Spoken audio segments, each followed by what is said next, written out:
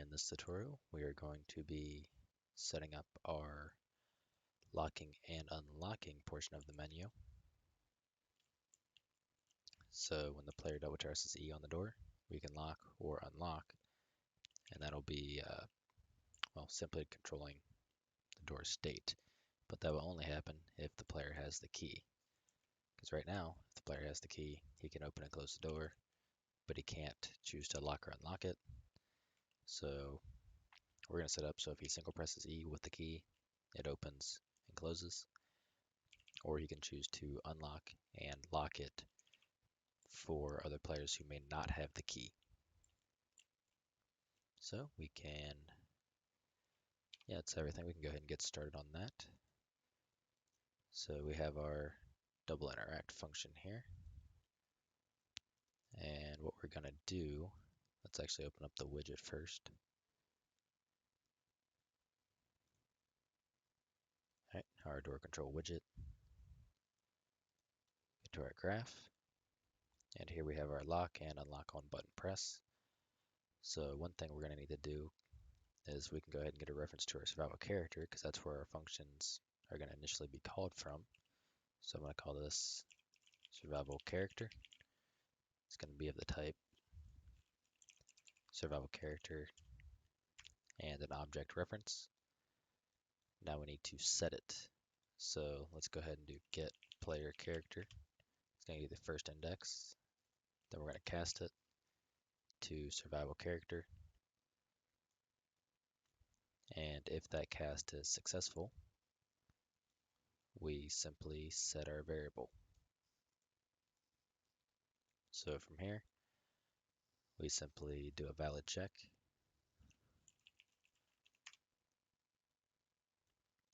And if we're valid, we call our function. So let's go ahead and create that function to be called. So in our header near our open door widget, you want to do that right there. We're going to make it a U function. We're going to do void lock door. Make it take in a parameter, bool once, or let's see, lock. So if it's true, we're going to try to lock the door. If it's false, we're going to unlock it. So let's create that definition. And we need nothing in it so far. We do, however, need a server function to go along with it. So we're going to do U function, server, reliable, and with validation. So we're going to call this on void server underscore lock door bool. We're just going to keep the same thing, lock. Now we need our validate and our implementation.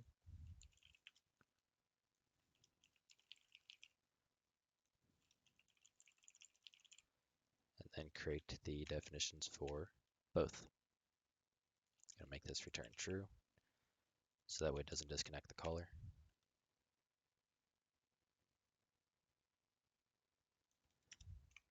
And there we go. Now let's go ahead and compile so we can call our lock function from the blueprint.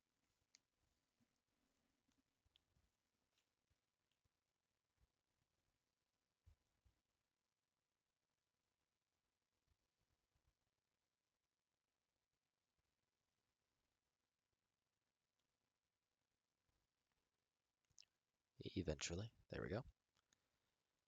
So we're going to call the lock door. Is that what I called it? Oh, I completely forgot. We have to make our lock door function. Where is it? Make it blueprint callable.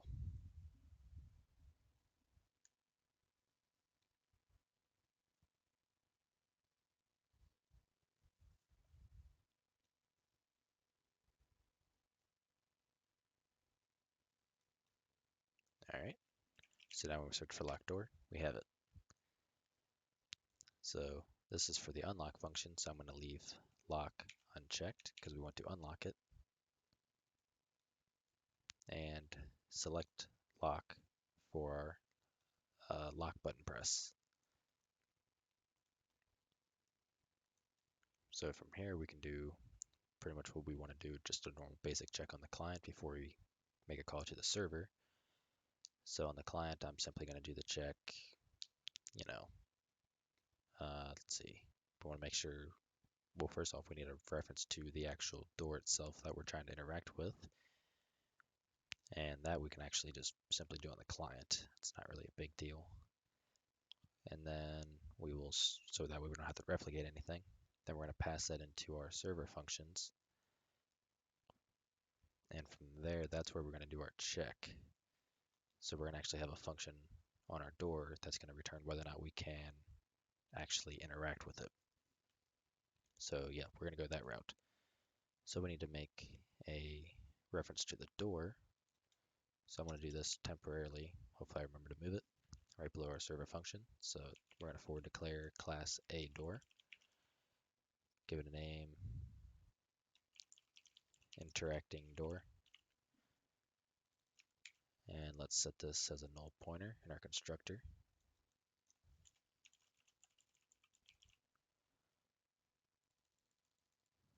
And head back down here. So first off, in our client function, I'm going to do if interacting door is valid. We can do our stuff. Now for our server functions, we need to make it take in a door. So we're going to do, again, forward declare a door. All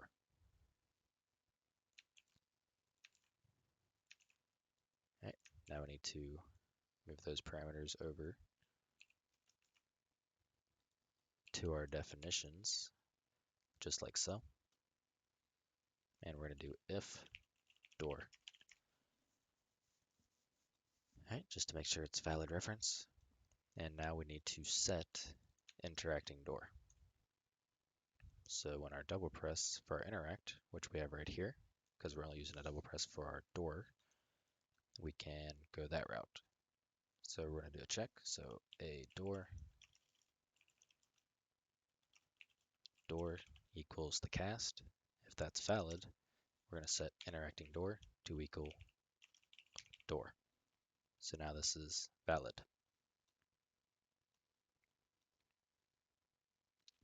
So we're also going to want to null this out. I'm thinking, no, we're just going to do that on like menu close or something like that. We'll do that later on. So now we can move on to our door functions. So I'm going to go ahead and build. And for public functions, let's do void lock door. First parameter is going to be bool locked. Second one's going to be our player reference. And void can lock or can interact. Well, next that's going to be a boolean, which we really don't need to make that public. We can make that, move that to our protected section.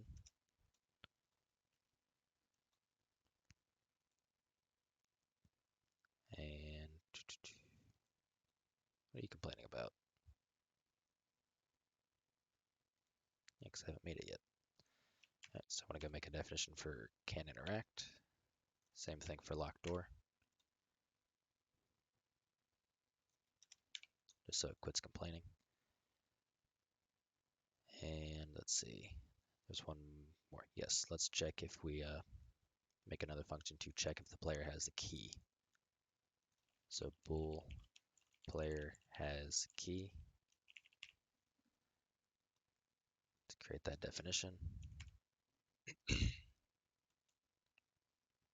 Actually, we need to make it take in the player as a parameter. And we should be good to go. All right, so let's go ahead and copy our key check right here. So Control C, backspace. All right, and our player has key. first off, we're going to do if player, so that way we can make sure player is not a null pointer, and then we can perform everything else right on it. So So for if player has key, we do not necessarily want to toggle the door just yet.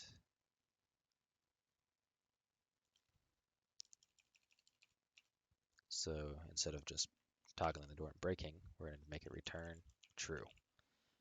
So that'll dictate that the player does in fact have the key. If all else fails, no matter what, it's just going to return false, meaning he does not have the key. And for our can interact, this is where we're going to have our kind of basic checks. So probably more as I think about it, but for now we're going to do if player. We're going to do, let's see, so player is valid. We want to check if it's locked. So if B is locked, or what was it called? B locked.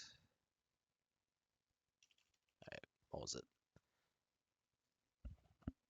All right, B door locked. So if the door is not locked, or let's see, player has key, then we can do our distance check later. Actually, we can do it now. And let's see, this get distance to get distance to the player, and make sure that is less than, what was the range for our interact? 170. So we're going to do just 200, just to give it a little bit extra range. Then we're going to neaten this up a bit. All right. So if the door is unlocked, or if the player has the key, and if we're less than 200 centimeters away, we're going to return true. So if the player has moved and they're far away from the door, they cannot interact with it. And yeah, anything else, they're just going to return false, so we can't do it. Let's see, toggle door. So if the door is unlocked, we're just going to do everything like normal. So if can interact, then we're going to toggle the door.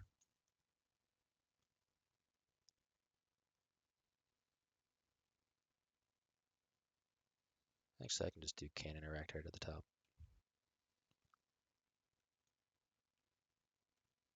Yeah, let's actually just go that route. Oops.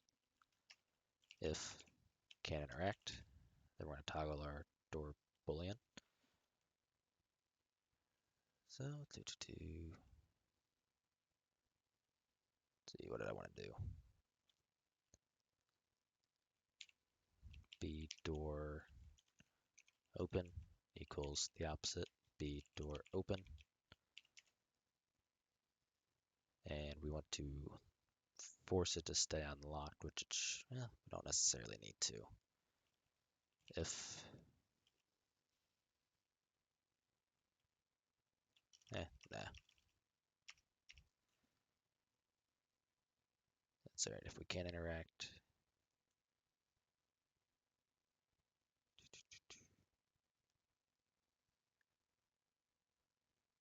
we're gonna leave it, I think, for now, because I don't know exactly how I want to set it up for the functionality of that. So if we can't interact, then we're gonna pretty much open and close the door accordingly. Right, so now we need our locked door. So let's see. If player,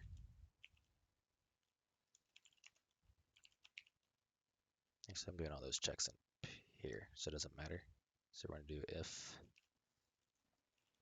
can interact, pass in player. So if we can't interact with it, we're gonna alter our pretty much our locking. Also, we need to do a role check. So role equals role authority, meaning we're the server.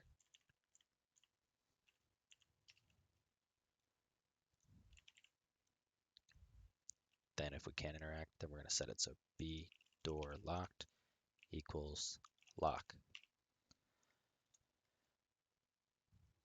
All right. That should control that just fine. So back in our survival character, we have our client function here. We're going to simply call server underscore lock door, and we're going to pass in lock, as well as a reference to the door, which did we set? Yes. And then we're going to pass in interacting door, like so. Then we're going to do the check. If door is valid, we're going to do door lock door. See the two parameters? We're going to pass in lock and this, meaning our survival character. So I want to do our check.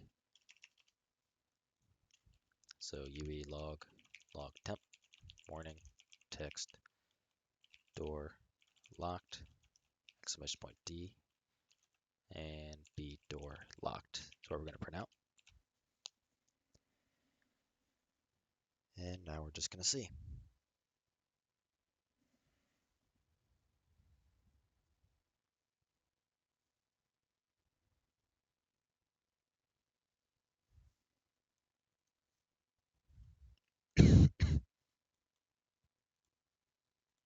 It's probably going to crash. Yep. Notice that it has that like first initial compile, then play.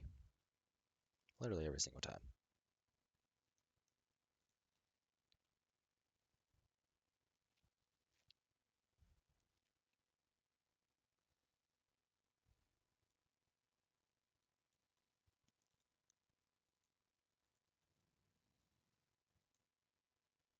All right, let's give it another try. So cannot open.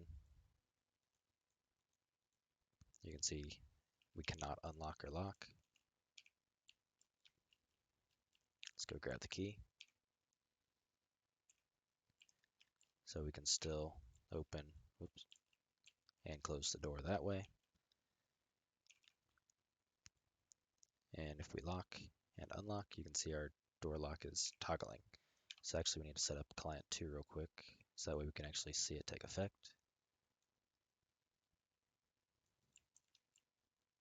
All right, so client 2 cannot unlock or open the door,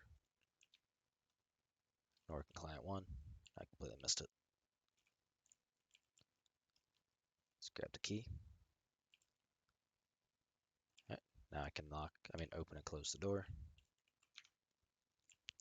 but client 2 cannot. So let's unlock the door. Now client 2 can open and close the door accordingly. And if client 1 wants to, because he has the key, he can lock it.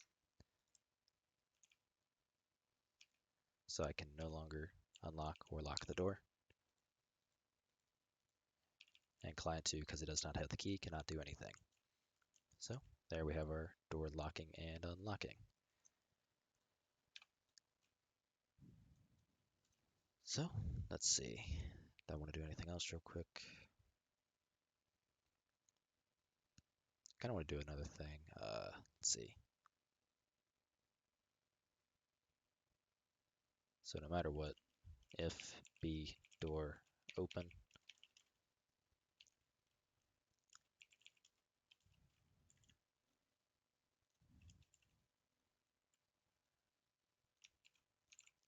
then we set it to false. Then we call our onRep. So if the door is open, we're gonna close it.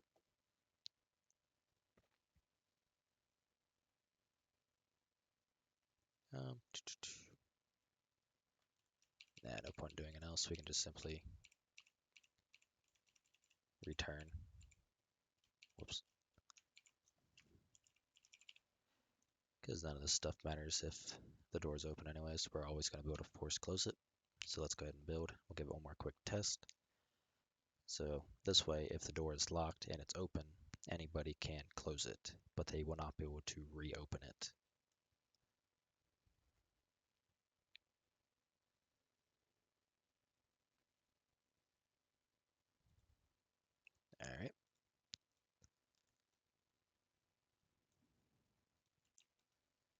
quick test. Cannot open or close. Pick up the key. No. It's one thing I need to need to make our exit button actually work so we can really close it. Grab the key.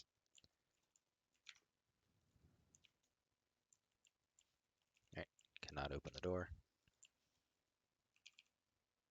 Let's unlock it.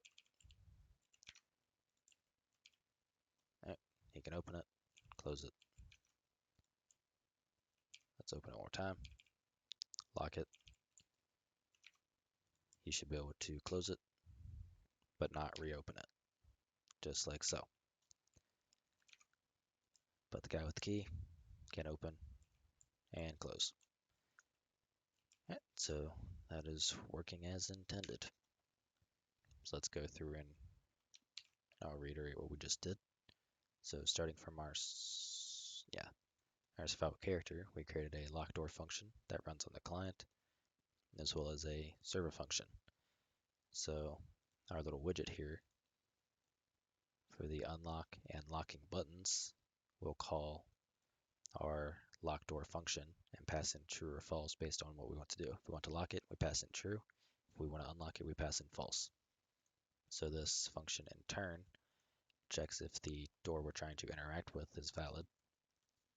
And if it is, then we call our server function. Now our server function